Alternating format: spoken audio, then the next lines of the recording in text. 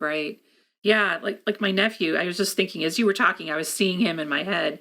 If you say to him when it's bedtime, for example, Andrew, it's time to get ready for bed. He doesn't do anything. He keeps on doing what he's doing. And it can go on and Right. on. And then finally it escalates to where, are you listening to me? Mm-hmm. What did I Yes. say? And he looks right in the eye. He'll look you in the eye and say, yes, I'm listening. And he'll continue to do it. Say, until It's you get, irrelevant. I am, but I I am, don't but I'm care. not going to Yep. do it. Yeah. And so, if you get down right on his level, yeah, and you have a conversation with him and you say, okay, so you know that it's time to go to bed, but what I see you doing is still playing with your turtle or whatever the thing is. Right. He says, yeah, that's because I'm trying to XYZ. He always has like a plausible explanation.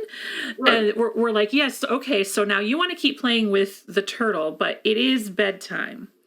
And, you've had a long day. And so it has to become like a conversation with the Yeah. parents, which is not something they always have the energy for at the end of the day. So, but yeah, it's what works best for him. And so they have this conversation and then you'll go to bed. And what I do too is I recommend. I mean, unless he's so spot on with accurate time, is just whatever the process you want. Like just because a teacher or a parent goes, well, I gave you 2 minutes, okay, but they needed 10. So Right.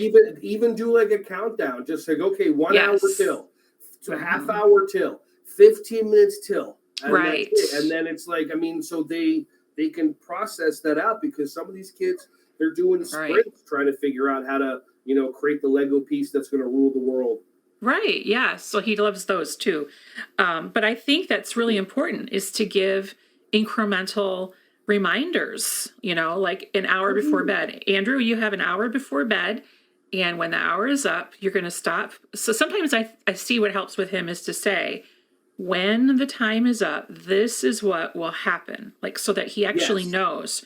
Because saying stop it is just becomes like Charlie Brown's teacher. But if you say, right, at 9 o'clock in 20 minutes from now, or whatever it is, you say, we're going to put the turtle back in his aquarium and then we're going to wash our hands, and you like lay it out in steps for him.